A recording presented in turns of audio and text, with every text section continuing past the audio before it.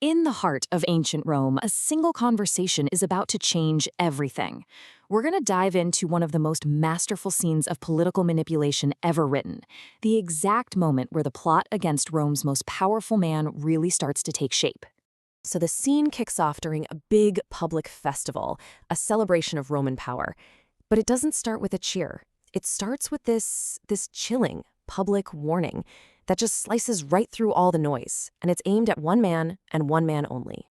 And there he is, Julius Caesar. He seems absolutely untouchable, right? He's surrounded by his friends, his allies, the adoring public. But then, this mysterious soothsayer steps out from the crowd and drops a prophecy that hints at the serious danger just around the corner. All right, first up, let's take a look at how Caesar himself actually reacts to this very clear warning. His response? Well, it tells us everything we need to know about where his head is at in this moment. Now, you gotta understand, this isn't just some throwaway line. What Antony is saying here shows us that Caesar's power is so total that his every wish is basically treated like a command from the gods. It's almost a law of nature. He is the center of the entire world. So here's what's really fascinating. Caesar has the man brought right in front of him. He looks him in the eye, he hears the warning for a second time, and then he just dismisses him. It's pure arrogance. It's this fatal sense that he's invincible. He sees the giant red flag waving right in his face and just chooses to walk right past it. Okay, so as Caesar and his whole crew head off to the games, two senators stay behind. And this is where it all begins, a private conversation where the seeds of rebellion are planted so carefully, so brilliantly. Cassius notices Brutus has been kinda distant, and Brutus confesses he's been wrestling with some things, thoughts that he's keeping to himself. Now, for a calculating guy like Cassius, this confession of an internal struggle, it's the perfect opening. It's an emotional vulnerability that he knows he can exploit immediately. So how does Cassius start? Not by arguing, no. He goes in with a classic move, flattery to build trust. He basically says, hey, let me be your friend. Let me show you the great and honorable man that everyone else in Rome sees, but you're just too humble to see in yourself. And bam, that shout from the crowd, it's the perfect trigger. Brutus can't hide his gut reaction, and in this one honest sentence, he gives away his deepest fear. You have to remember, Rome was a republic, ruled by the people, not a king. The fear of a monarchy was baked into their DNA. This one admission is all Cassius needed to hear. Now that Brutus's fear is out in the open, Cassius pounces. He doesn't just criticize Caesar as a politician, he goes way further. He points out how absurd it is that this mere mortal is being treated like some divine being that everyone has to bow down to. And to just shatter this myth of Caesar the god, Cassius uses these personal, almost embarrassing stories.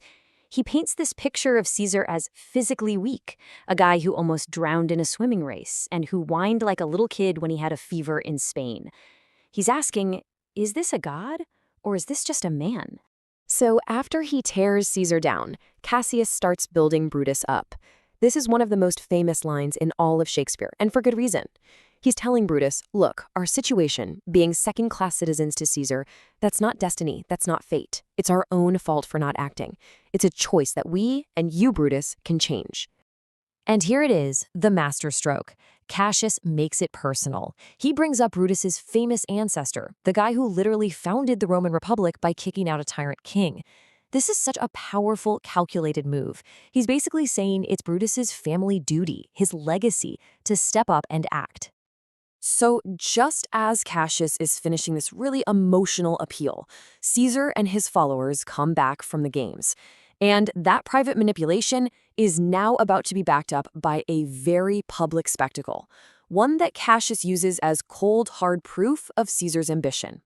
They pull another senator, Casca, aside, and he kind of grudgingly tells them what just went down. In this crazy public display, Mark Antony offered Caesar a crown, not once, not twice, but 3 separate times, right in front of the entire cheering crowd. Casca, who's this really cynical, sour guy, describes the whole thing as mere foolery. He saw right through it. To him, it was just this bizarre, calculated piece of political theater. Each time Antony offered the crown, Caesar would push it away, but Casca noticed he seemed a little less sure about it each time. So this whole show was supposed to make Caesar look humble, right? Like he had zero interest in being king, but it completely backfired. After the third time, he dramatically offered his throat to the crowd to be cut, and then he had an epileptic seizure, falling down and foaming at the mouth. So instead of looking humble, he managed to reveal both his ambition and his physical weakness, all at the same time. So now you have Cassius's careful words, and they're backed up by Casca's eyewitness account. The conspiracy is moving from just a whispered idea to a concrete, dangerous plan of action. The pieces are falling into place. And here's the crazy irony. Caesar himself turns out to be a pretty excellent judge of character. As he's passing by, he points out Cassius to Antony and just nails his personality. He knows that guys who think and observe, guys like Cassius, are never happy when someone else has all the power. But, and this is the key, he sees the danger clearly, but he's just too arrogant to believe it could ever actually touch him. He tells Antony he doesn't fear Cassius because I am always Caesar. And then, in the very next breath, he admits a physical weakness. He's deaf in one ear, once again showing that huge gap between the myth of Caesar and the actual man. The scene wraps up with Cassius all by himself, and he lays out his final, dirty little plan for us. He's going to forge a bunch of letters in different handwriting to make them look like they're from concerned Roman citizens. The letters are all going to praise Brutus and talk about how scared they are of Caesar. He's manufacturing the public support that an honorable man like Brutus would need to act. Cassius is brutally honest here. He knows that Brutus's greatest strength, his incredible sense of honor, is also the key to manipulating him.